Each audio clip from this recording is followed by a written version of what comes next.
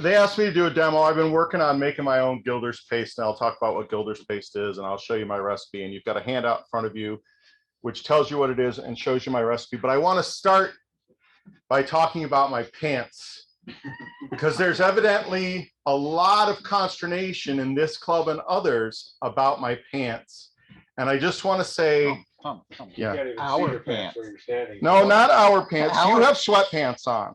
It's the closest I own. The camera can't see you. There we go. Those are dress sweatpants. Okay, they're not sweatpants, but they're not pajamas. Okay, and the reason I know they're not pajamas is they have pockets. And I don't have anything that I need pockets for in the middle of the night when I'm asleep. And they've got a little key fob holder on the inside so I can connect my keys. So why would you have keys in bed? They're not pajamas, they're just flannel pants. What you do in bed is up to you. I mean, you know. And I know they're also not pajamas because they have a top that has a hood and pockets. And you definitely don't need a hood and pockets in bed. Not in any of the beds I've been in. So I'm just saying, you know, for those of you who are hung up on my thing, I wanted to get the ones that say juicy across the back, but I couldn't find them, nor could I find someone who's willing to emboss or what's that called? Embroider juicy on the ass. So that's when you have to get pajamas. Yeah, well, or you got to go to a teen high school, got to go to high school teens who have a volleyball team, because they always have juicy on their arse. Okay, so I made this a while ago. I don't know if I brought it in here or not. It's just a mobile. It just, you know, blows in the wind and does whatever. Using Gilder's paste. Okay, sometimes you call it accent paste. Some people call it Gilder's paste. I think they call it Gilder's paste because originally it was made in shades of gold and silver and bronze and pewter and all these metallic things. But now you can make it yourself, cheaper, and with way cooler colors, endless number of colors, using what's now widely available on the interwebs and at your local Sephora called mica powder. And this is the stuff they use in makeup. You can go to Sephora and buy blush in different colors or eyeshadow in different colors. It's all mica. You can grind it down with this.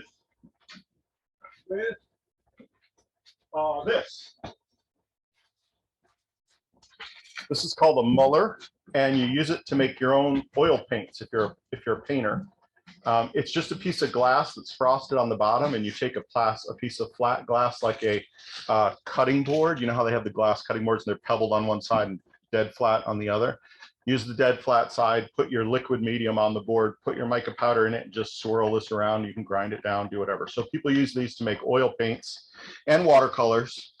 You can buy these on Amazon for like 16 bucks, no big deal. They're called what? They're called mullers, M-U-L-L-E-R. It's a muller.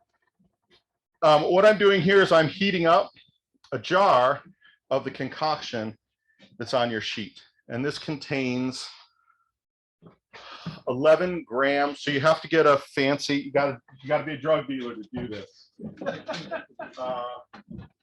To do this project, you need to invest in your little weed scale. So if you have your own dispensary, you probably already got one of these. Or if, like me, you drink very expensive tea from Asia that's not ground up into those little bags, but pressed into a hard brick, and you need to weigh out 5 grams for a pot of tea, you get a gram scale.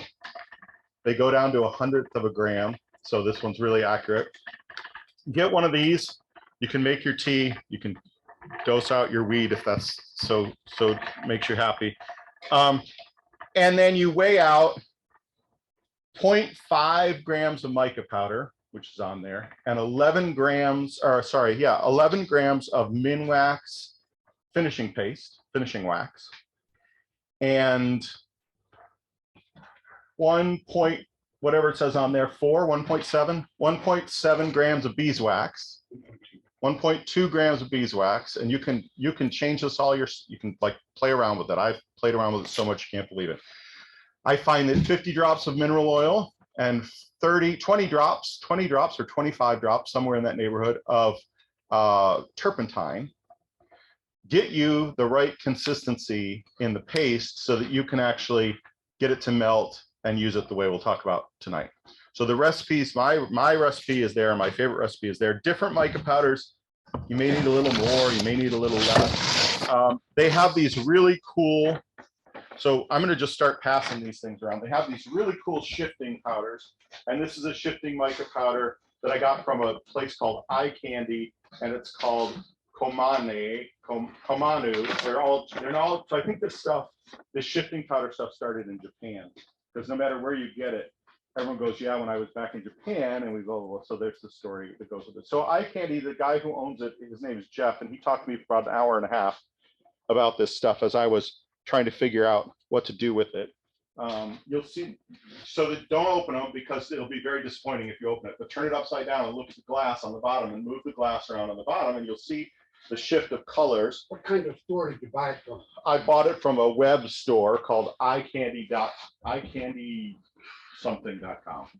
Look up Eye Candy, but there are two Eye Candies. One is a design firm and the other is a place.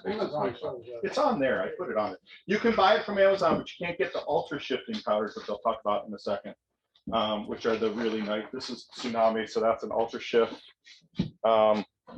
Somewhere out there, one of you has one that's like this piece, which doesn't look like much here, right? Sort of black and ugly. And you go, woo, and it turns purple and green. So when you get this piece, do this, and you'll see if you're in the right light, it'll turn purple. And you look over the top of it, and it turns green. And then there's a blue color in it as well. So you have to move around the piece to have it shift, or move the piece, or say if you made a three-dimensional piece that was on a mobile, it would spin, and the spinning of the piece would catch the light in different ways, and you'd see the shift. So the shift is really cool. To me, it's very cool. This is the stuff they use on cars.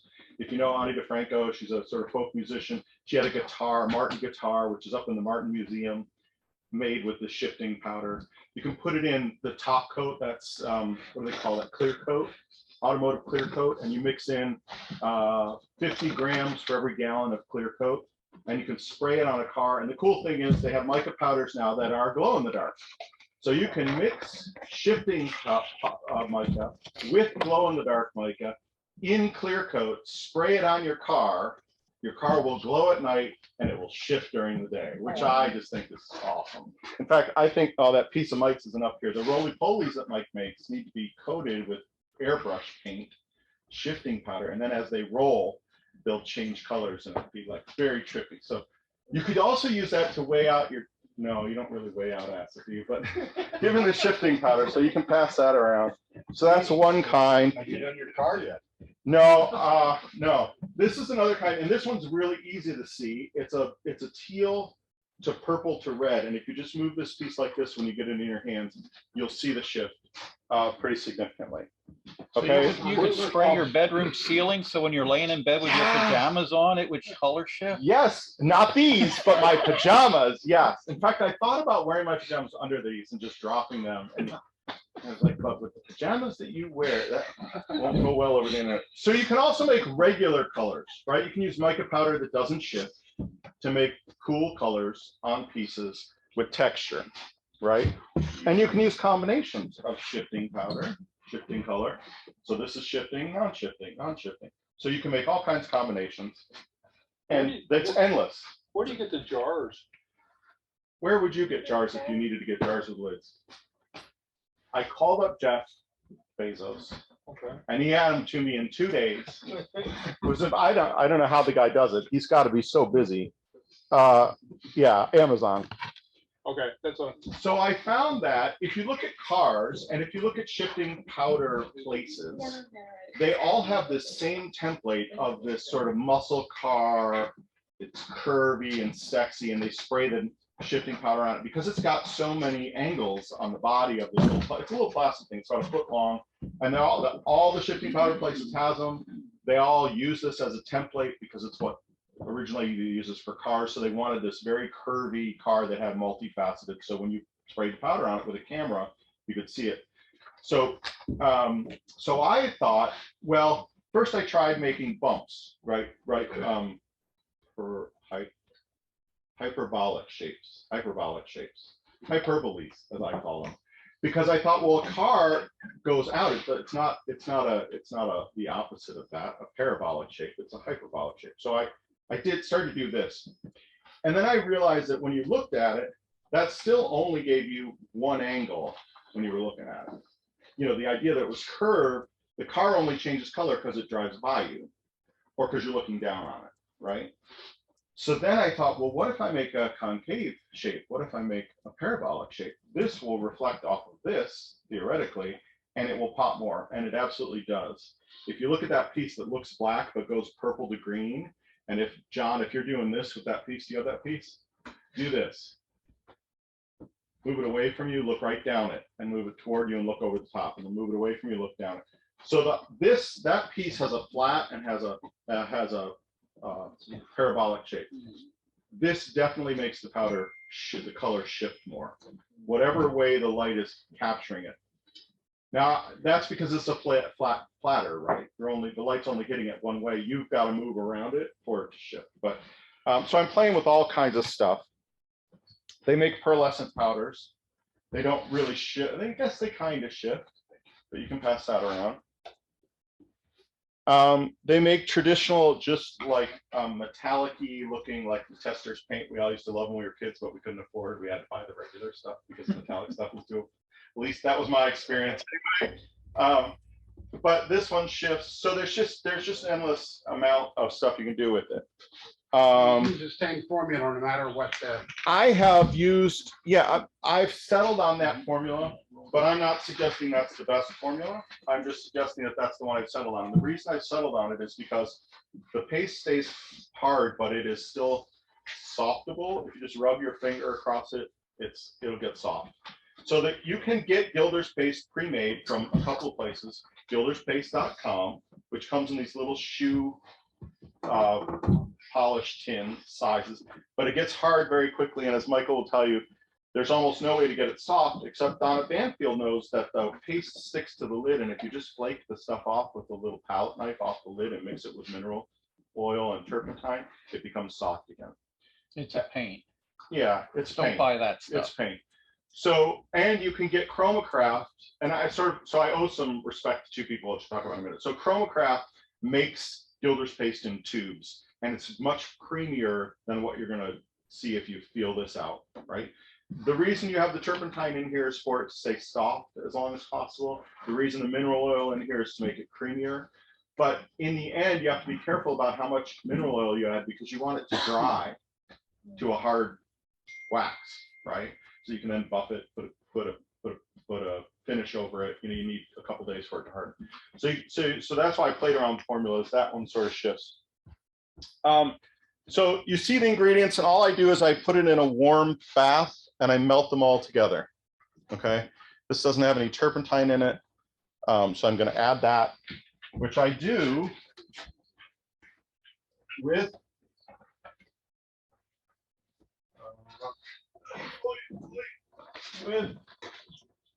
well, this syringe will work, but I use an eyedropper, which you can also get from Jeff Bezos if you want to know, Doug.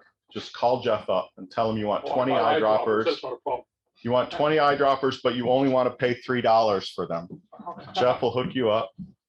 I think he flies to overnight on that jet he has to China and picks up my eyedroppers and flies back and then just drops them over my house somehow. Whoa, didn't mean to do that. Things coated with turpentine. It's all right. Turpentine won't hurt anything. You ever use paint thinner? I mean, for this. No. So I'm going to say that's 20 drops. Okay. I don't know that it is. I don't care that it is. I think I care in my recipe, so I would definitely make sure it's 20 drops. But I've used 30. I've used 33. Maybe it says 33 on there. Say 33. 25. And does one of them say 33? No. One of them says 50 drops of mineral oil or 32 drops of mineral oil. Okay, so you play around with it, right? I mean, how much is mineral oil? And then if you ever, you're stocked up, you can just drink that stuff because that's what they give you when, as they say in Newfoundland, stocked up. My wife's from Newfoundland. Okay, so I take it out of the bed. So then now I have to put in the mica powder. So the mica powder comes, and if you want to try this, I highly recommend you buy either of these, both of which I think are on that sheet. Tekaroos and Alexa's. And Doug, I also asked, while he was in China, I asked Jeff if he would get me a couple of these. So he brought them back with him. They were $14 a piece. So because There's- you bought them in China, there's- does that mean they were made in the United States? I think so. There are 8 5-gram little containers in here. They're all different colors. And the nice thing about Tekaroos is they tell you what colors are in each one, because these are all shifting powders, what they call chameleon powders. So like some of them have 3 colors, some of them have 2 colors. The bad thing about this is they've named them fancy names like Snow Cloud and Magnolia Sunset. I don't know what's in Magnolia Sunset. So I bought this one, and 4 of the ones that are in here are basically in here in slightly different combinations. Like more red is in this one and less red is in this one. So you can sort of figure out what's in each one. You can even mix these together if you want. You can buy mica powders and mix them together yourself and see what happens. It's cheap stuff. I mean, $14 for what is this? 20 grams. I'm using a half a gram for enough paste to last me till Kingdom Come. So you can even share. You could buy this with your best buddy and you could make your own Gilder's paste, and then you could give him some or her some, and she'd be like, wow, what a nice gift. You'd be like, yeah, wasn't it? I'm such a, inside you're like, I'm such a cheap ass. It was like $4 for the stuff. So you never gave me any. you never asked. You're not his best buddy anymore. Yeah, I guess I'm not your best buddy. you make fun of my pajama, I mean my pants. What a big man up You for make you, and I'm funny- not even- you just All made a right, so little- Mike is up here in case this gets too long. He'll start turning something. So just melt it down in a hot bath. Now, 2 people I got to thank. First of all, no one would do anything with color and wood turning, as far as I'm concerned, if it weren't for Carol Hall, who a couple of you have met. She's been here to a couple meetings. Carol is the colorist at Keystone, and she's the one we go to art day on Saturday. We pile into her studio and we just make shit. We just all day Saturday. Then we drink and we eat sweets. Pretty much the way it Pretty works. much. Lunch, art making, scotch, and cinnamon buns. That's the day. And the thing about Carol is she inspires people to just try stuff, to just play. She just play. Who cares if you screw it? Like I'll show you these later. If you screw it up, you screw it up. But it's a lot of fun just to goof around and figure stuff out. The other person that started doing this was Dave Souza, who you may or may not know. Dave's a fairly well-known woodturner and does a lot of the national craft shows. He does mostly big platters with little bowls in the center and a variety of this kind of ringing with the Sorby tool. So that's where I got the idea. And then he was making his own Gilder's paste because he dumpster dived like 300 automotive mica powders when this place near him that made them was going out of business. And he's still got boxes and boxes of these things. But he only uses one color, which makes me crazy because he has 500 colors and he uses one. And it's a blue color. And it's somewhere there's a thing being passed around that has a wide blue and a narrow blue. The wide blue is Dave's color and the narrow blue is my blue. But you can see I have like 5 blues and I could have 100 because they just make them in every possible variety. So those 2 people are the people who inspired me to start like figuring this out and playing around with it, screwing around with it. And I think Dave wishes he didn't, because I've opened up Pandora's box and I've roped him into 2 demos. So now he's going to do a demo at Mike Kay's next week with me and maybe another one at Keystone in July. So melted it down. And I'm going to stir this with some mica powder. And I wanted to show you these ultra shifting powders because they're super cool. And I haven't found them anywhere but eye candy. I'm going to keep this one because this is the one I'm going to make. And the piece that I'm going to make today and the Gilder's paste that I'm going to make tonight, if you want them for $2, you can enter a raffle tonight. And the way you do that is you take out $2 out of your pocket. And on $1, you write your name and you give them both to John. And John will take all the named dollars and we'll put them in a hat. Whoever wins can have the piece and have 1 Gilder's paste free of charge. What do you do with the other $1? We're going to keep both dollars. But you only need to write your name on $1 because it would be unfair if you wrote your name on $2. Not of everything. So I'm gonna take my, see the heckling I was talking about? $2 bill worth. You want to talk about making a long demo longer? Bring Mike in as your Vanna White. He will. Okay, so how do I do this? There's an envelope. How do I know how much is in this envelope? Well, I weigh the whole envelope on the scale. This would be really helpful to have the down camera for, but I'm not going to complain. Oh, okay. Then I'll just take my thing and that's no problem. I'll just move my scale. I just turn my scale on with the, whoops, did it the wrong way. Yeah, turn my scale on, set the mic on there. It says, you probably can't read this, but it says 5.16 grams. I know that I need a half a gram. So if I take out enough powder to get this to 4.65, I should have a half a gram in my little jar. About a tenth of the pound.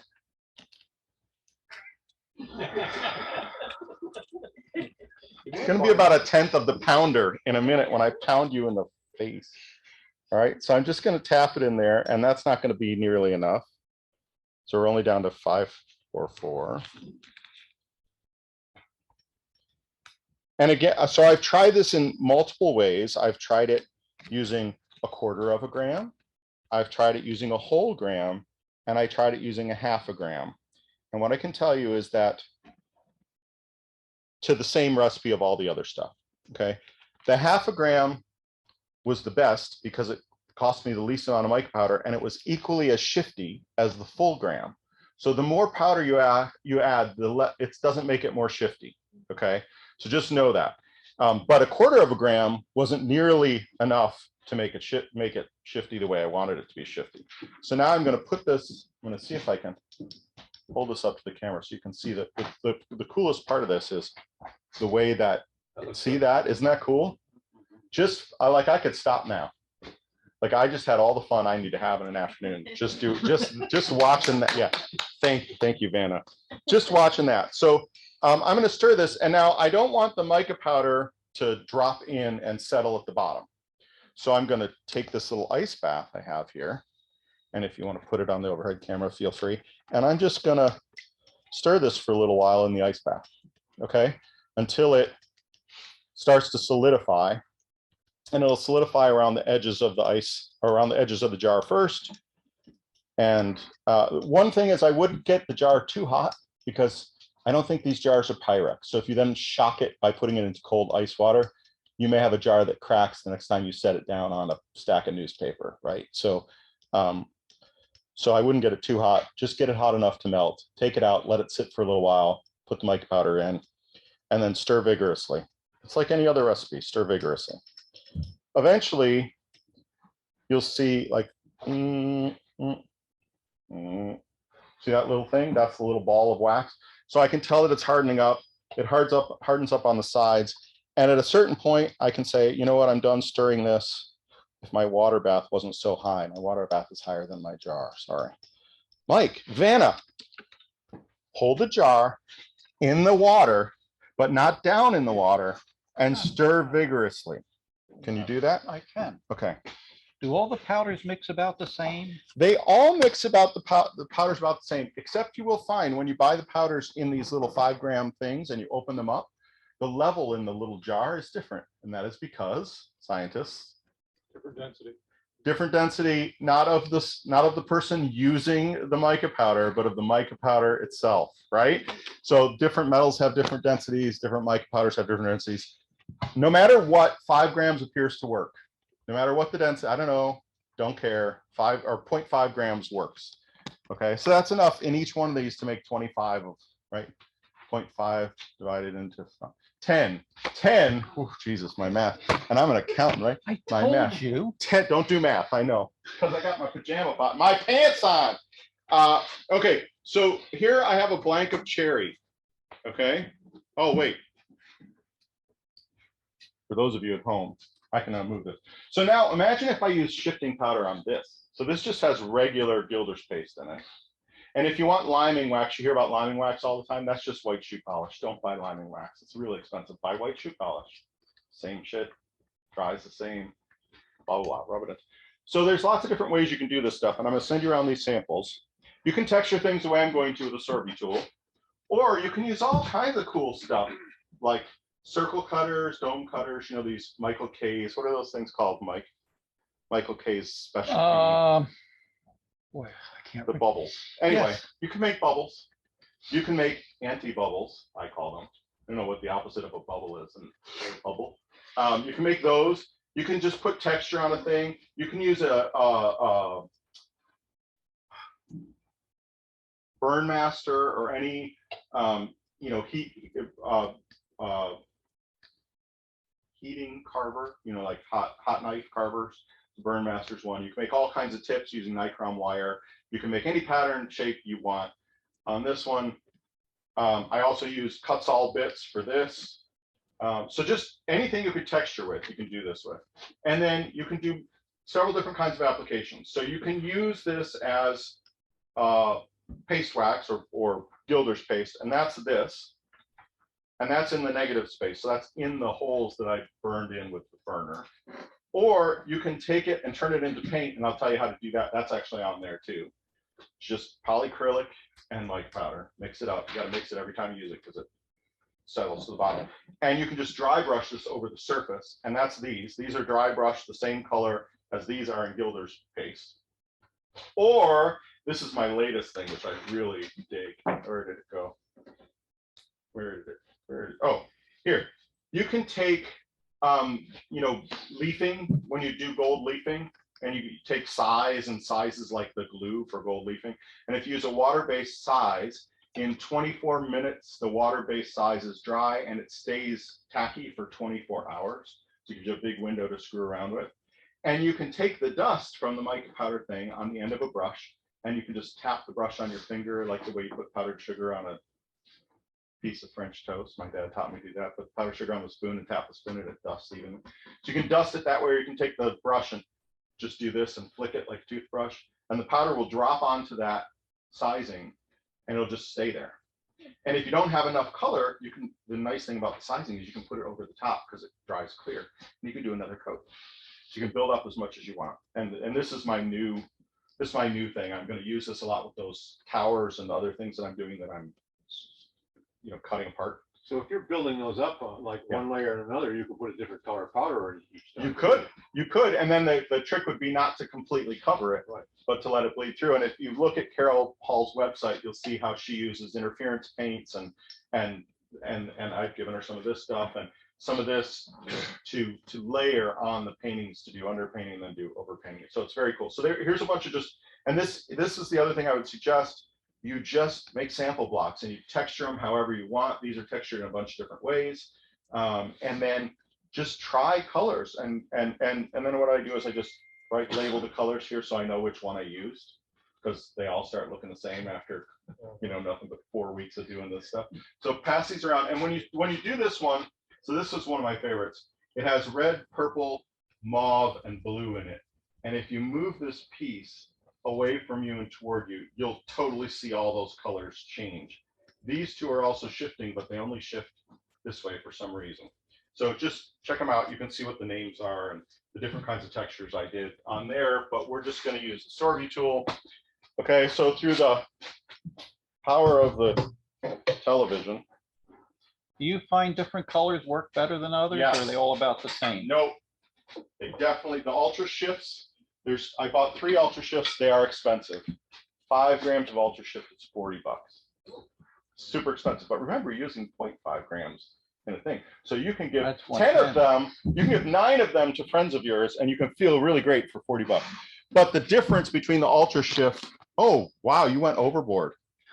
Yeah, fabulous. So look at what this is now. It looks like frosting or whatever. It's just wax. He could have stopped once it got it solid, but it's okay. No one gave you the instructions, Nobody Dana. said to stop. I know, she just sits back there and turns the letters. She doesn't get any instructions. She knows what to do. Doesn't have to spell. She Just doesn't turn have to whatever lights spell. up. Yeah, she doesn't even have to. Anyway. So this is the one we made today, and this is called, I haven't made this. Oh, this is Tsunami. Again, they're all named after Japanese stuff. Somewhere there's a lid, but since it's a wax, you can turn this upside down and see the color, and you don't need to worry about it coming out, except for that one little piece that came out. But you can move that around and you can see the shift on it. And there's enough in here to last you like forever. There's the lid. So here you put the lid on it. Now it doesn't look like much in the jar, does it? But once you turn it upside down and you look at that glass, you go, wow, that's pretty cool. And it is, and it is. Thank you, Michael, for doing that. Okay. Question back here for you. Yeah, question, answer up here.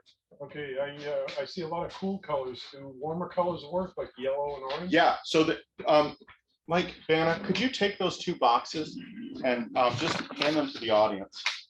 Oh. There are 8 little jars. I expect to see 8 little jars back in each box. But take those boxes, Remember how much is in each jar though? turn them upside down and you'll see the color, or you can even open them. Just know that you will look like someone at a rave when you go home tonight, because this mica powder just goes and it lands on you and you cannot get it off. You're just going to be glittery for days. So your wife will want to know what you're doing tonight. She will. Yeah, you went to the cabaret. Just tell you went to the cabaret. So this is a blank that I'm going to turn into one of those. And the first step is to, take a chunk of wood and center it off and square it, round it up and flatten the sides, and then pick an end and make a tenon. Got it? Take a blank, make it round, flatten the sides, make a tenon. And then the second step is you take it out of your lathe and you put it in. Well, you don't actually take it out yet until this happens. This is pretty cool. I was amazed when I did this. Michael. So then you put it in here and you, whoops, glasses,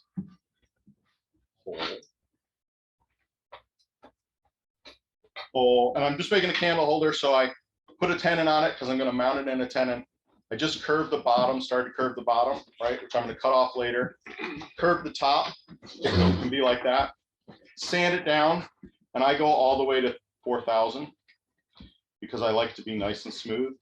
And then I spray this with either a lacquer or I put shellac on it because shellac dries really quickly. And if you don't have one of these, get yourself one of these. It'll take your drying time and cut it in like a tenth. It's a heat lamp, and you can still get the bulbs. So go get like 3 of them because they're going to stop making them, right, with everything else that's incandescent. And the heat, and then I have this hooked up to a lighting arm on my lathe, and it just sits like this. Mike is my lighting arm, and I just have this piece, and I spray it, or I put shellac on it, and I just keep it rotating. I'm just putting a wide brush on here and shellacking it. And within 2 minutes, that lamp's got it dry. So I got it done. And again, through the magic of television, hopefully. So then you take this off. And you have your blank, and you mount it in chuck, as I said. Thank you, my friend. And you take out the, where's the banger? Can you give me the banger? Thank you. It's sort of like a mallet.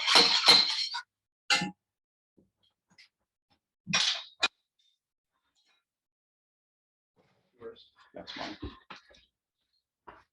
I've almost got a spur. So you're reverse mounted on the chuck, okay? Make whatever shape you want. I made a concave and a convex so you could see. You're going to want to put a bead between the colors because as you see, that dark piece is all, no, there's no beads. You can't see anything. It just looks like someone painted a piece of wood, which is boring.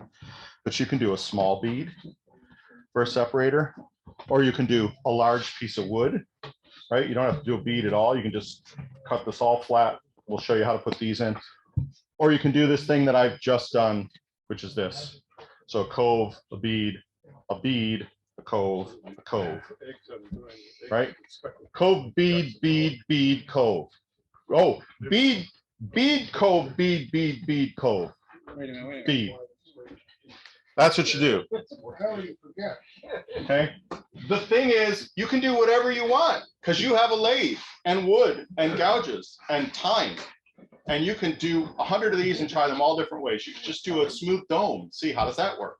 That might actually be cool. Just a big dome with the shifting paste on the outside because the dome is already going to have enough facets that, you know, you could turn a diamond or a cone or one of those things Mike's turning and put it on them. So then I turn to this, and now here's where we're going to use the sorbet. The trick, sorry, before that, before using the sorbet and putting the texture in, I want to make sure that the texture is not going to roam, and this stuff works better. This Gilder's paste shows better if it's over a black surface. So I'm going to ink this piece with India ink, waterproof India ink, not the regular India ink. You want the waterproof kind, okay? In order to color this with India ink, it's going to be spinning. It's going to want to go, centrifugal force is going to want to send it shooting along. So I'm going to burn in, I'm going to cut in grooves and burn those grooves, cauterize them so the ink won't travel, okay? So to do that, I take this lovely Irwin hacksaw blade that I've turned into a very, very super thin, maybe a 30-second parting tool. And I'm spinning the lathe, hopefully. Spinning the lathe at a high speed, which I'm not going to do now because I already have these cut. And I'm just taking this and just pressing it on either side of the coves. Can you do the tailstock camera? Yeah. Can you zoom it in?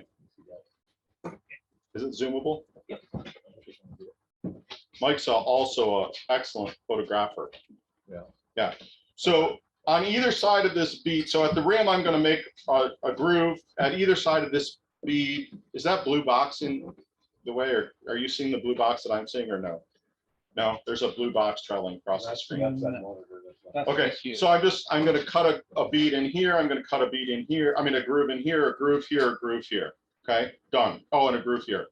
So anywhere where I don't want the ink to run into the next space, I'm going to part in a groove. Then I have to cauterize that groove. And to do that, you can use multiple things. You can use these little tile, they're Formica samples that you steal from Home Depot. It's not 5-finger stealing, you give them discount. away. They give them away? You mean I didn't have to, like, You didn't have to. oh, I 5-finger discounted this. I was so proud of myself. His No, pants were really bulked out. no, I know my pants were like, Because that's why he has pockets. yeah, that's what pockets for. So you can take this and you can just get the speed up really high and stick that in the groove and it'll burn the groove. You can take a popsicle stick and shave it down, or you can, if you got a lot of money you don't know what to do with, and which is the case here, right?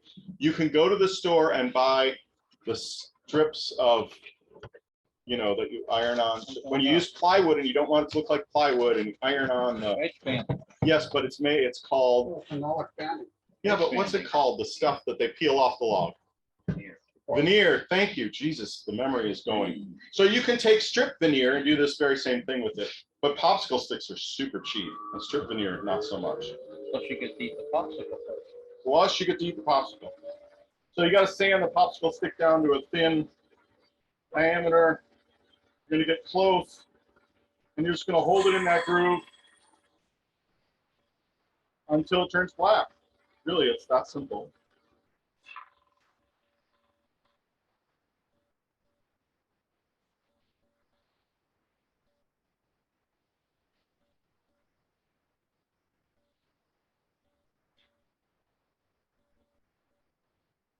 Any way that you burn wood, whatever your preferred method is for doing this kind of burning. You can't use the wire though, because the piece is rolling this way, but it's off. It's on off. I don't know if it's off, but it's on off.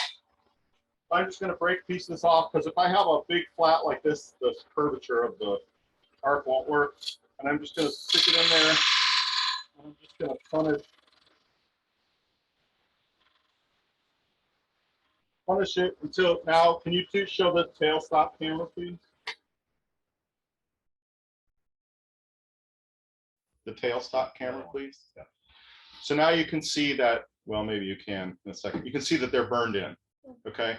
This prevents the ink from being absorbed by those fibers of the wood, because the wood's now cauterized, so the ink won't be absorbed. It'll stop, okay? So that's that. Then we take the good old sorbet. And if you have the old sorbet, you can do this. You just have to have mad hand skills and a tight grip. But now, for an extra $50, I don't know what it is, maybe it's an extra $30. Sorbet decided to add this little funky piece. Oh, you're not on that. Overhead, please. I'm trying to get the overhead. No, you're good, but he's I not wanna on there. see into, you know, I Yeah. wanna see into the work when you're doing. Oh, okay.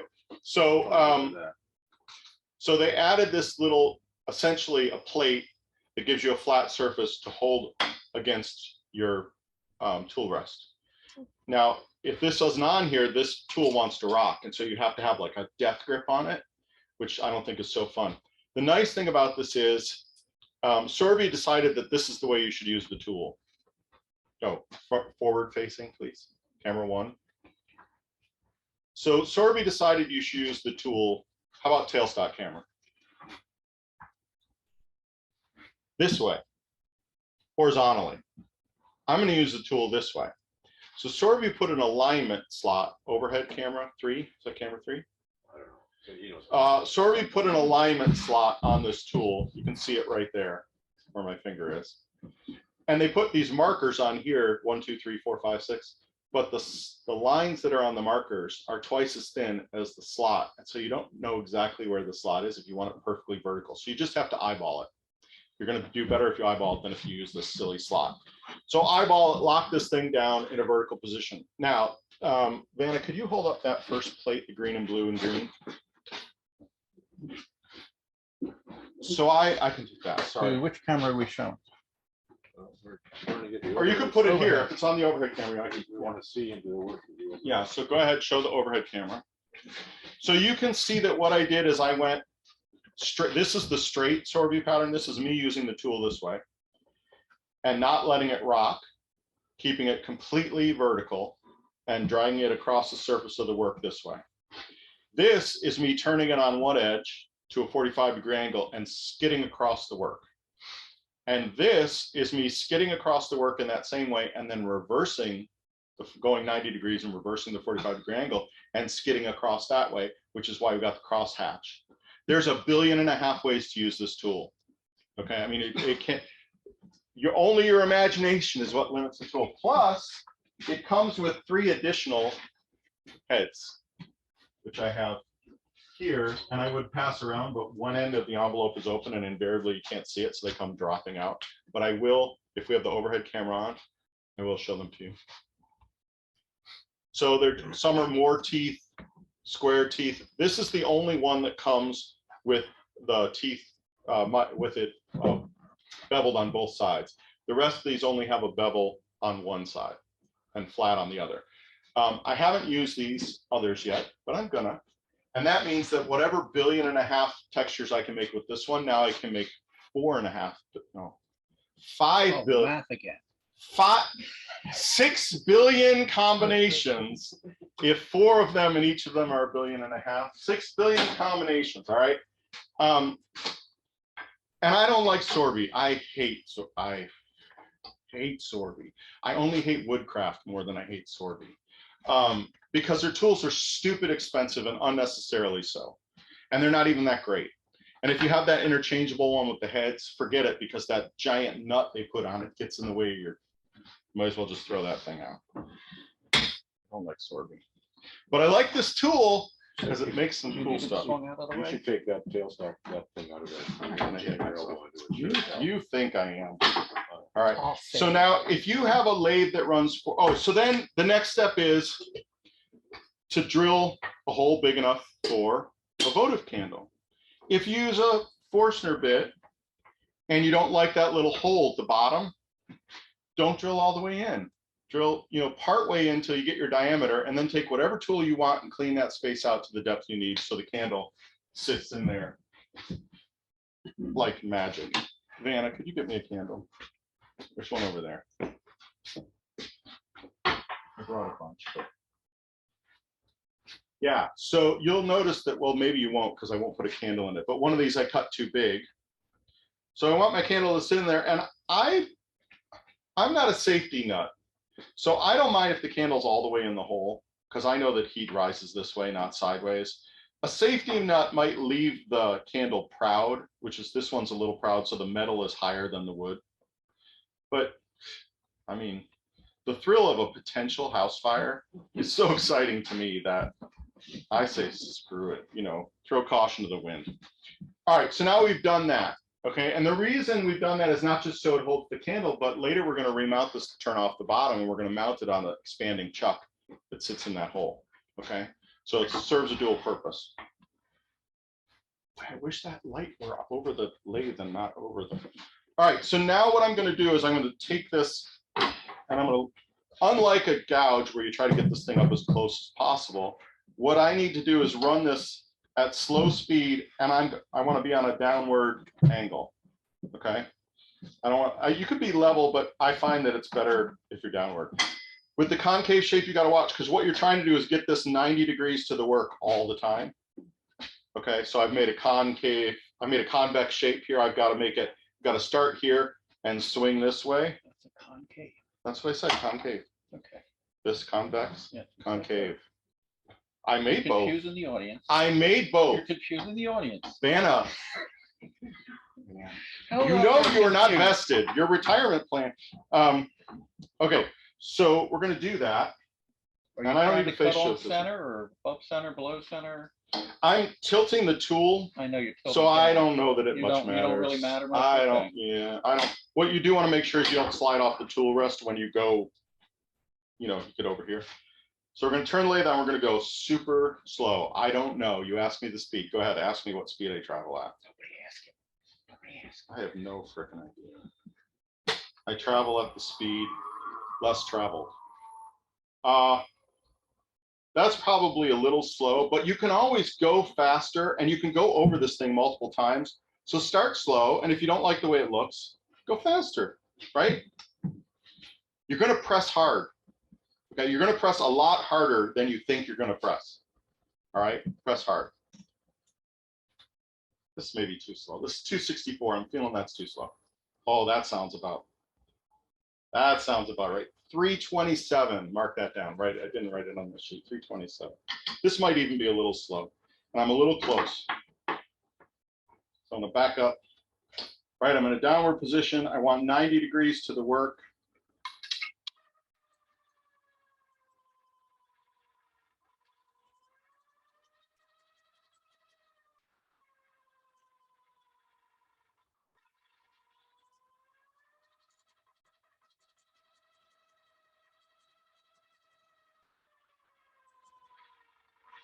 So this kiln dried wood has worked since I turned this afternoon. Interesting. So I don't like that because I don't know. Can you zoom in with the tailstock till you see that pattern? I don't know if you'll be able to see it. That's all it zooms. All right, you can't see it, which means I don't like it. So I got to go harder. And I think I'm gonna go just a little faster because I didn't like the sound of that. I'm gonna go a little faster. I'm angled down. I'm at 90 degrees. I'm just gonna swing.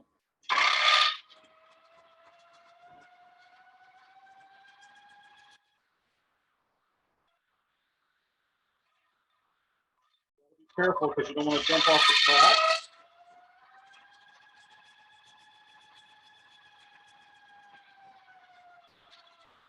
You don't want to jump off the tracks, but you also don't want to not go to the edge, because if you don't go to the edge, there's a piece circulating there that has a shifting powder that's green, blue, and there's just one rim. And I didn't go to the edge. And what ends up happening is the mica powder just makes a solid like ring around the inside and around the outside because it didn't go to the edge. So don't do that. All right, I think that's interesting. That'll be good enough for this one. Then I'm going to do the inside ring. Same way, but I'm gonna risk it all. I'm gonna go to 500. See what happens. That might. I'm not seeing any chips. Is that thing cutting or is that thing embossing? It's embossing. If you get this, I can't, there's a secret. I can't tell you the secret. I've been sworn to secrecy. But you have to do something to this to not get it to just chip out, because it will chip out. It will make all kinds of, you have to really sand it down. So you got to think about what you might, have. I can't reveal. You can't, but I can. Oh, he's not going to be He's happy. not going to be happy. This is a trade secret, but you got to grind the wheel.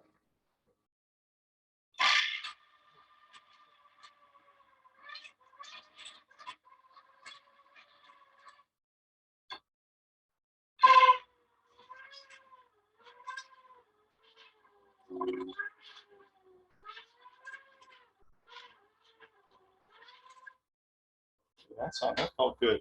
That felt good. A little more.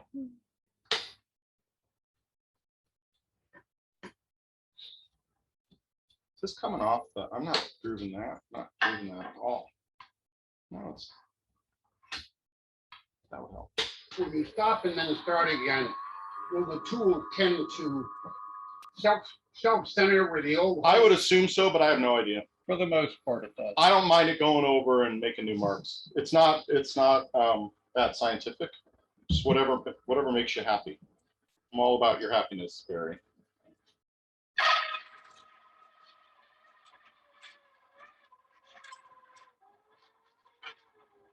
Now I'm going into the piece. Notice how the tool goes from this high pitch sound to the low pitch sound because right the inside's spinning slower.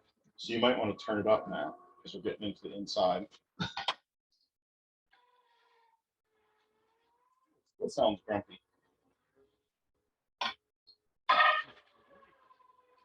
That's the pitch mark.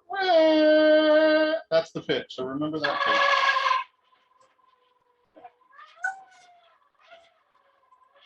That anchor cat pitch is not right.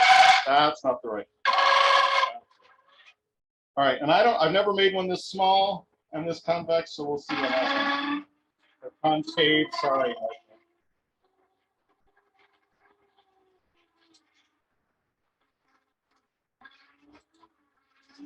I'm guessing this is going to turn out very well in the middle, but I've been wrong before. All right. We're going to call that good. So now we've got a bunch of texture. So now what we need to do is we need to make that texture black. In order to do that, we're going to get out our India ink, which I happen to have right here. And some people like to just blacken the surface, and some people like to blacken the recesses and the surface. You can do whatever you want. Try it both ways. Experiment. Let Carol Hall be your spiritual guide on the journey. She would make me do it a third way. She'd come up with a third way. I know she would. Oh, before I do that, I'm going to just give it a quick sand because this has popped a bunch of stuff, and I don't want the fibers to be hanging out. What's the point of going to 5,000 grit if it all pops Makes it up? all shiny. I like stuff shiny. I know. Not on this, on the back. Oh, just on the back. Or, well, I would do any of the plain surfaces on the top, but this just has beads, so no point in that. Okay. You do have to sand even where you're texturing, or else it'll show through the texture. Yeah, you definitely have to sand the texture. That's what I'm doing now. And I didn't bring my someone. But I mean, even before you texture, you can't just have a rough gouge cut and figure the texture will hide it. It doesn't. Oh, right, because if you have ripples, the ripples are going to show up in your pattern. If you like ripples, go to town. Nobody likes ripples. Hey, some people like ripples. Not Those people who anybody use I know. onion dip, they like Those ripples. people don't count. Good people don't count? What No, world do you people live like the in? ripples. All right, so I'm just knocking this down to take off any ugliness. I'm not trying to make it smooth. I don't even really care. Just want to be able to put my finger there without getting splinters. And the way you know you're not going to get splinters is you put your finger there. If you say ouch, you haven't sanded enough. That's all I'm, if you reach for tweezers and say ouch. Usually makes me test first. Yeah, Mike, put your tongue on this. Tell me if it's smooth enough. All right. Oh, I really like that center. Don't you like that center, Mike? This outside is ugly. It's just dots, isn't it? But this is really cool. So we're going to see the combination of ugly and cool, and that's a good thing to do when you're trying something. Make the ugliest thing you can make, and make the coolest thing you can make. Cool.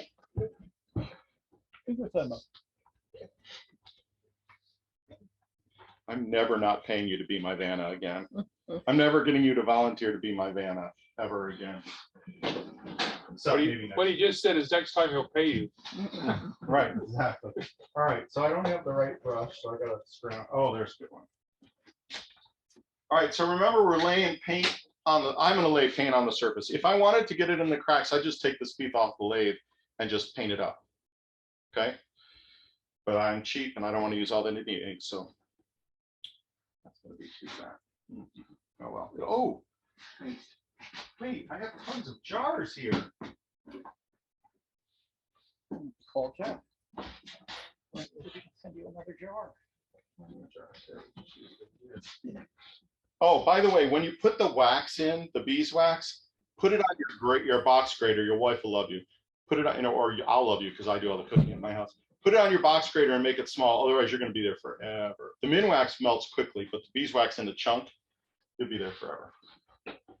All right, so I'm going to cheat. I'm going to be smart, which I'm not usually. All right. Now, not too fast because you don't want ink flying everywhere, but not so slow that it takes you 3 hours to do it. Somewhere in between. And I'm going to hold this at a down angle too. And if we can have the tailstock camera, people can actually see what's going on. And I'm just going to press that on there and paint it up. And remember, I got those V grooves in there, so I'm not too worried about the beads, but I also don't want to be sloppy. So I'm going to be careful when I get down there. And if I turn off the lathe right now, you'll see that's just surface painted, right? You can see the pattern that emerges. That camera can't zoom in anymore.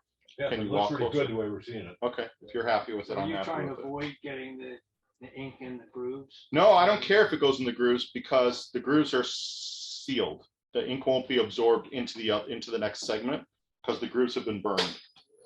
They've been. I think he meant the grooves. But you're in not doing the pattern. texture. No. Well, You meant the grooves between the patterns, right? yes. Yeah, I've cauterized the wood, so the ink will not flow into those grooves. It'll just sit there, and it won't. More importantly, it won't cross over into the next feature. Let's call it a feature. It seems more impressive if I call it a feature than a section, don't you think? All in favor of feature, say aye. Since you can't vote on the minutes anymore, you should really take the opportunity to vote on the feature versus section. So normally at home, I would take my compressed air and I would blow that sand that I just created off of here because I want the grooves, not to have sawdust in them. And so I'm just doing this, and I can go totally black if I want, if that makes me happy. Whatever you want. The thing is, the Gilder's paste pops more if there's black, and also the shifting powder works better if it's laying on black. So if I was going to do this with shifting powder, which I am, I might actually want to paint the internal spaces that we just cut with the sorbet. So that, I love the way it looks like it's going backwards. Have you tried other colors? Other colors other than black? Yeah. No, and the reason is because the people who make this stuff, all of them, every one of them, all the different makers. In fact, the Tekaru's box comes with a little thing that says, only put this over black paint. It'll only really work great if you put it over black paint. So everyone says put over black paint. I'm a slave to what other people say. I should probably have experimented, but I only got so much time. So no time to waste. Now, but I will tell you with the sizing, if I'm using it with the sizing and the powder, I might do an undercoat of red if I was going to use a golder color, because that's what you would do if you were going to gold leaf something. You'd put like a scarlet color under it because it makes the gold pop. So if I was using a gold shifting powder, I might paint the piece red first. Okay, so let's look at that. So now the inner circle is black, but don't worry, it's going to go away. You're going to see that filled with paste. And the outer circles are pretty good. This one's not so great, so I'm just going to do that because it doesn't really matter. I could leave it like that. Some people go, oh, that's awesome. Coat it with something shiny and sell it. But that's not my way. That's not my way.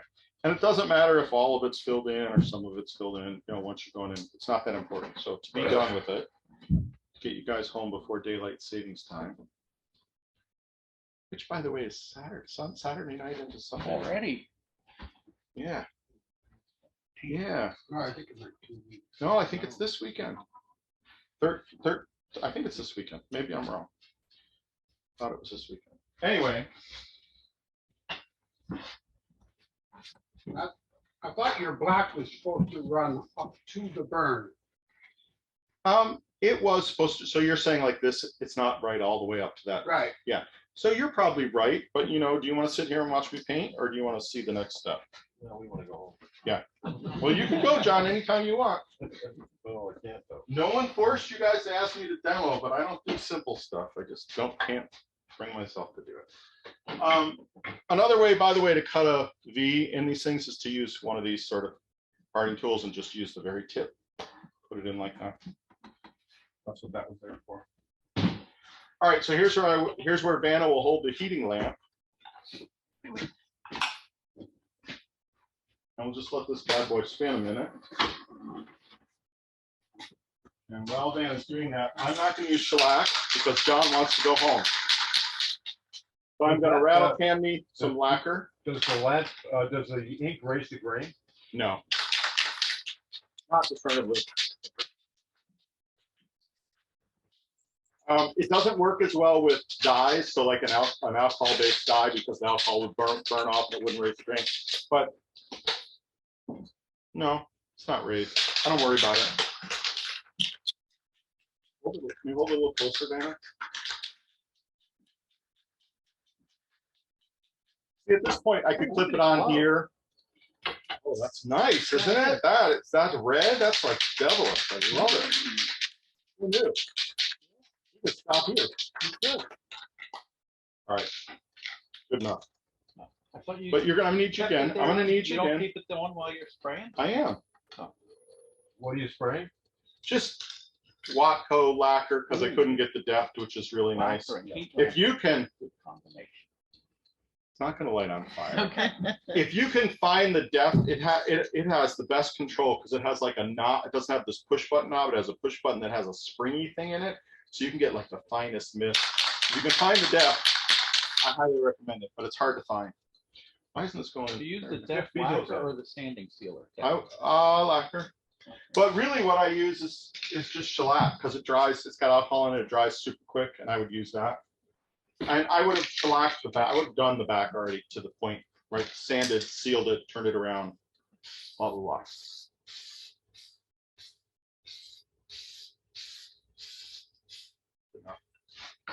Heat, maestro, heat. All right, so where's that paste we made? It went around, did it come back? It's the one with the lid with no label on it.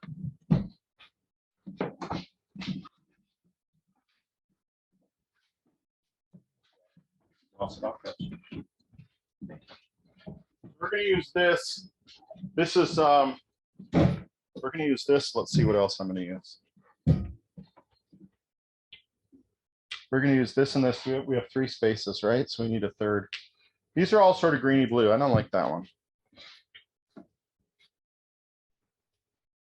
Can you find me a greeny blue that matches with these two? So this is the fun part. If you see these examples, oh, nice choice. If you see that, now the green is going to be ugly though. Look at that because there's too much blue. That's all right. We'll make an ugly one. A failure is as good as a success in my book.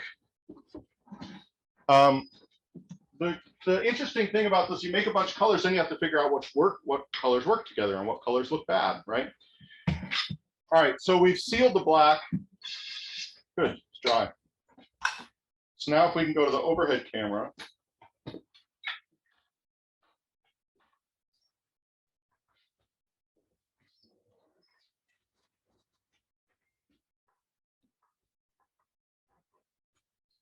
Just gonna leave this in the chuck because who cares? And I'm gonna do what I do, which you're all gonna laugh at. But this stuff stays on you. I don't like washing my hands. I find hand washing is annoying.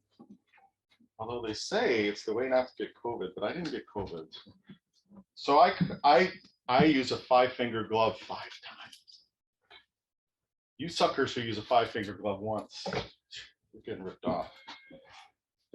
You could use finger cots, what we used to call in the restaurant business finger condoms, but they're expensive. So I just take those gloves and I put one on my finger, and we're going to start with interference blue. No, we need something that'll really shift. We're going to start with this shifty that we made because it's going to go on the concave portion. And I'm just going to take it. Oh, it's so soft. Mike, you did a great job. It's so nice and soft. Just going to take it and I'm going to rub it in here. And if it gets in the V groove that we cut, it doesn't matter because we're going to take a pencil and get it out of there in a second. And I'm just going to rub it in, rub it on. Rub it all the way around. You ever do that with it spinning on the lathe?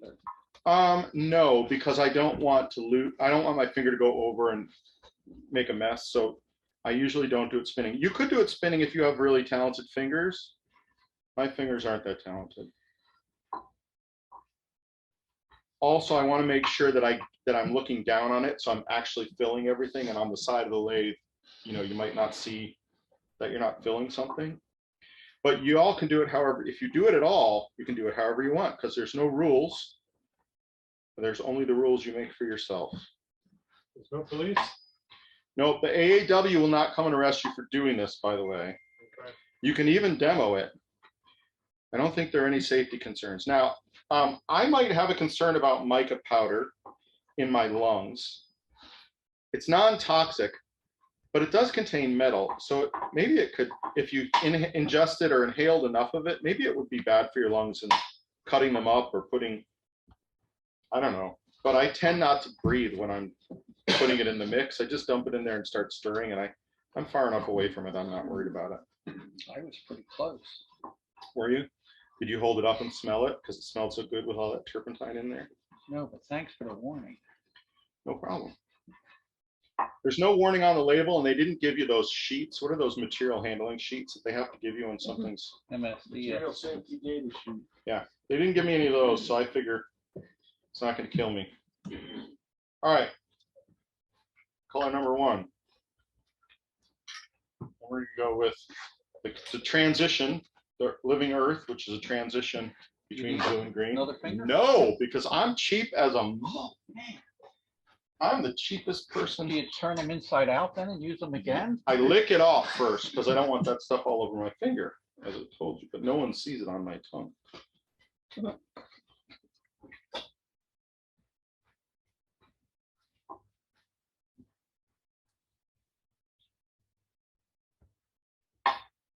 So we're just painting it in, and if it gets on that, remember we put the lacquer on here, so if it gets on the uncolored part, it's just going to come right off. I mean, if we did the lacquer right. If it doesn't come right off, then you can just get your gouge out, put it back on the lathe, and turn the bead again. So why doesn't it come off the textured part if that's covered with lacquer also? Because I'm putting it in the, embedding it in the spaces. It's going to come off the textured part in a second. If I made the paint out of it using polyacrylic, I could put it right over the lacquer, and because the polyacrylic would stick to the lacquer, so I wouldn't be able to rub it off. But in this case, I'm actually going to rub it. I'm going to intentionally take off the top and leave it embedded in the pattern so that the pattern emerges. I sort of feel like when I'm using the ultra shifting, 2 things. I think it's probably a little bit cheaper to use as paint. Like if you're cheap and you're paying $40 or something, then you know maybe you want to use it as economically as possible. And the paint is probably the best way. The putting it on sizing is probably the least economical way, because you got to, unless you gently brush it over the sizing, because if you do the flicking method, you're using a lot of mica that's going to blow off with your air gun later. But I really like the way it goes on as paint. And I really like the way it shifts as a paint. So I may have spent a bunch of time and money melting down wax for no reason. I'll give him all the De Souza and he can play with them. I also like the gilding method. You know, I brought that lamp in the other day that was the dome lamp. I brought it, I think, to the last meeting. So now I'm making one where I've used it as like gold leaf. I've used the sizing and I've brushed the inside of the piece, the inside of the dome with sizing. And then I'm putting the gilders or the mica right on the sizing. And then I'm going to pierce it. And now when it lights up, that color will emanate from inside the piece, which I hope. I mean, I haven't done it yet. That's my goal. Anyway, blah, blah, blah, blah, blah. Mike, do you have any jokes? Did you bring your giant paper bag this time? No. Damn. I was told I'm not allowed to use that joke. Well, you anymore. can, because it's good to recycle. Everybody's heard so It's- many times. It's really good to recycle. That's So why I use the paper bag. yeah, so I that's can why you use recycle the that giant joke. paper bag. Just so you can recycle that joke. I think the slinky one's the best though. I really like. All right, so that's Living Earth. Fancy name for blue-green. Vanna, you were so close. Vanna would have had it ready. Now look, what am I going to do with that? Figure out on my. I'll give you a few suggestions. I bet you will. Love about it. Might be close. Now we're going to put it on interference blue. And if you've ever used interference paint, I think that's where they got this name from. Interference paint is a thing that sort of makes everything pearlescent, but with tone. So you can get a blue one or a purple one or a pink one. And a couple of months ago, someone here brought in little vials of pink glowing mica powder. Who brought those to us? Barry. I haven't made one yet with it, but I'm thinking that'll be pretty cool. Glow in the dark pink. No, I have the one from the last time. The roll's getting smaller and smaller. You're wasteful. All right. Gotta hire a new Vanna for free. All right, so we're gonna put this back on here. Now normally, oh, heat lamp. Normally I would let this sit for 24 hours, but you guys, John was like ready to go an hour ago. So we're gonna give it some heat for just a couple minutes. We'll spin it. We'll give it some heat. And then don't use paper towel. This is the one time that I'm giving you permission to use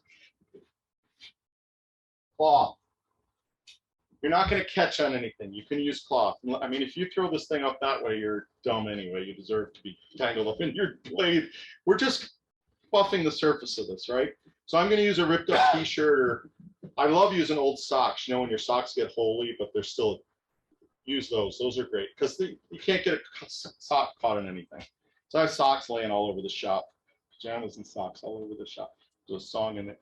So this is going to dry up, right? And then we're going to let it get all the way dry, and then we're going to buff it back. That's basically what we're doing. So, okay, Vanna, you showed them the example of what drying is.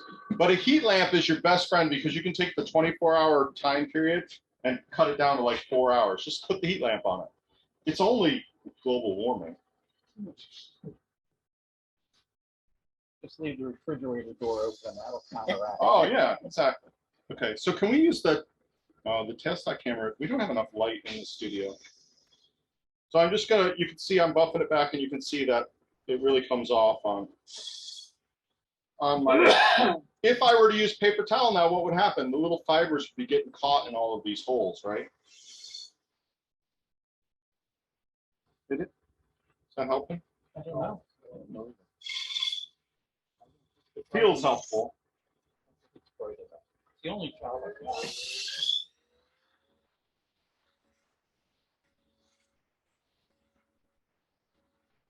You can see it here, but you really can't see it on the little monitor. Can you see it on the big monitor? It's getting color 50. Okay, so we're buffing it up. It just keeps coming off. I like a little bit of a glaze over the top. I don't like to go all the way back to the black. I don't think it looks as good. So I don't really need to take every single bit of this off. All right, and then one last trick to clean this up. You get a really sharp pencil, and you have a sharpener handy, because the minute you put a sharp pencil in here, it's going to become dull, and then you need to sharpen it for each one. And I'm going to take all the powder out of these grooves. Whoops, got to run it in Furvard first.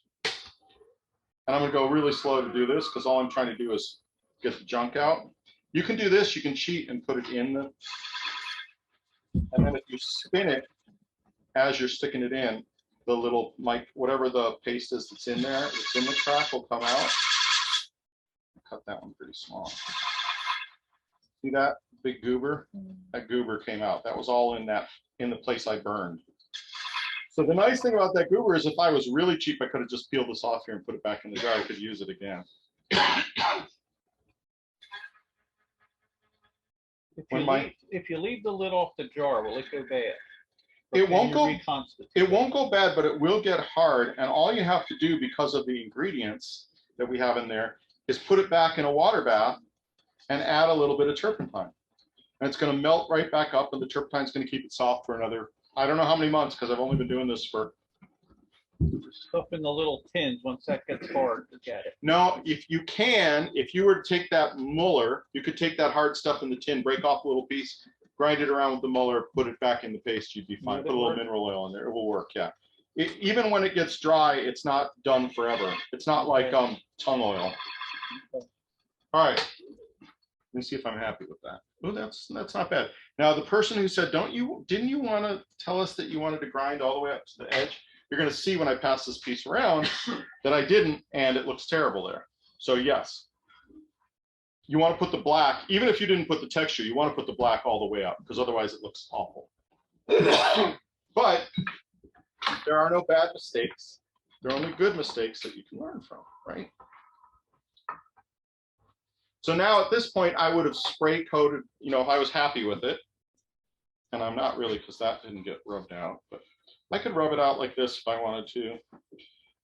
Once I'm happy with it, I'll spray coat it, or I wouldn't shellac it. At this point, I'd probably put water locks on it, put a couple of coats of water locks on it, but only after this is dry. So if I buff it like I did just now, I'm going to still wait 24 hours, 48 hours before I put anything on top of this, because I want the stuff to really dry up and harden in there.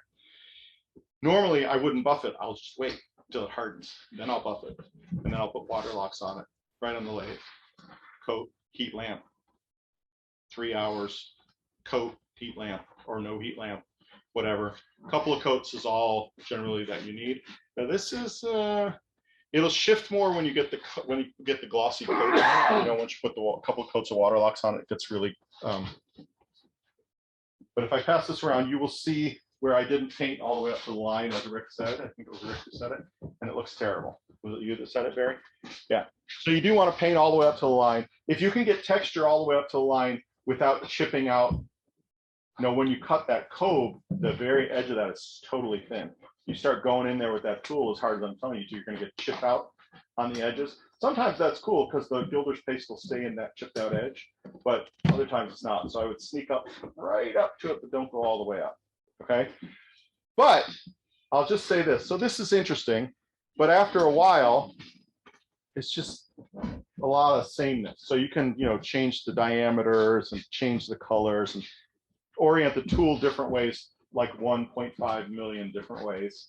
So you might get interesting patterns from just trying things. You can put the tool in and pull it away, move it over a little bit, put it in and pull it away. So you get a sort of this ripple effect, but with separation between it. As it sort of ripples out, you can get tighter ripples in, and then so you can do all kinds of things with it. But don't limit yourself to that, because those blocks, I think, is where there's so much potential, because the pattern is endless. Whatever you can bend in a nichrome wire and hook up to a burner, you can burn into wood. And the minute you burn it into wood, now you have a three-dimensional space. You can either color the top or you can color the grooves, either way. The thing that I will tell you about the ultra shifting paste that you should know, because it's expensive, is the wider the space you have for the ultra shifting paste, the better it shifts. So a little tiny band, you won't notice any shift. There's not enough space there. There's not enough paste there. So you really need, I would say, if you're going to do this kind of thing, you need at least 1.5 inches in the band in order for that ultra shifting paste to truly shift in the light. I'm going to start doing three-dimensional objects for another mobile, and the whole surface is going to be colored, because I think, like a car, you see the shift because there's so much surface area. If the car just had a pinstripe of that shifting paint on it, you wouldn't see it at all. I mean, you barely would notice it.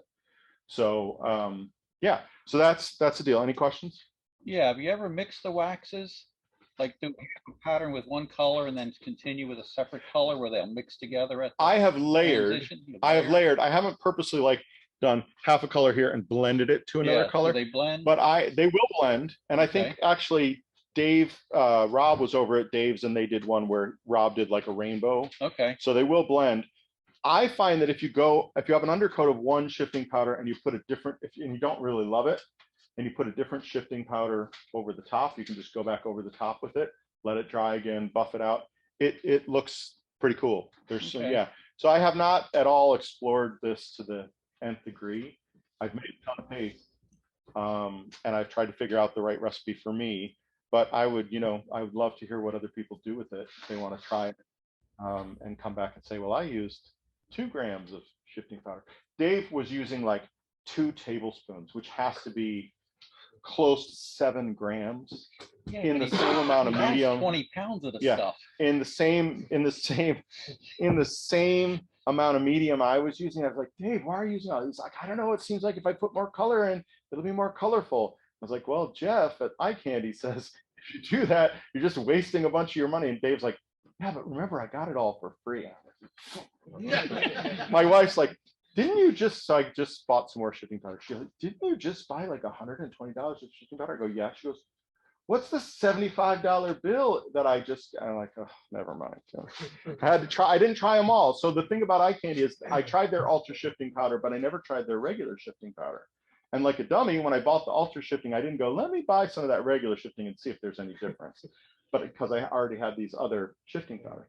I believe that whatever that guy's doing is better than what Tekaru's and Alex's are doing. So I bought some of his regular shifting powder, and the regular shifting powder is cheap, like $8 for 25 grams. So it's super cheap. So it can't be good, right? Because it's like 1/8 of the price or whatever. So we'll see. I went right to the top, and I'm working my way back down to the lower level to see whether if the regular stuff shifts as good as the ultra shift, why pay $40 for 5 grams when you can get, 25 grams for $8? If you go to Eye Candy and you want to buy some of the stuff, use the discount code Eye Candy, all lowercase. You'll get 15% off. And that's not a plug. I'm not on their payroll, but I do know that I He's used it. trying to get on their payroll. I used it when I first used their product, and then I made the second order, and I just used it again, and it still works. So Eye Candy, all one word, no caps, 15% off. And they have some kind of thing where you can join their club and you get, points.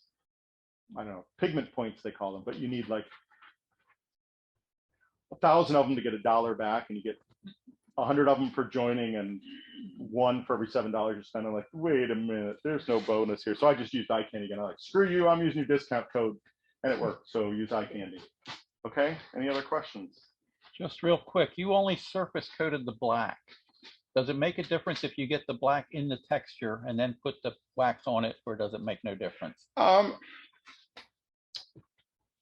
I believe it should, but if the texture is too deep, the black will never be because the It says wax to put it doesn't over go black. Yeah, they say to put it over black, but that's because they're painting cars, and so they Right. paint the cars with the blackest black car paint, which isn't the Sure. blackest black that you have. No, that's different stuff. But they paint the cars with the black, and then they use a clear coat to put the shifting powder on.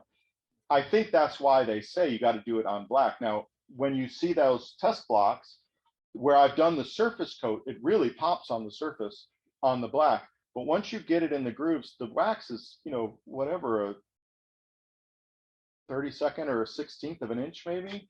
And once you get that much height, you're not seeing the black doesn't come through. So I don't think it makes a difference. Don't make a difference. I haven't seen it make a difference.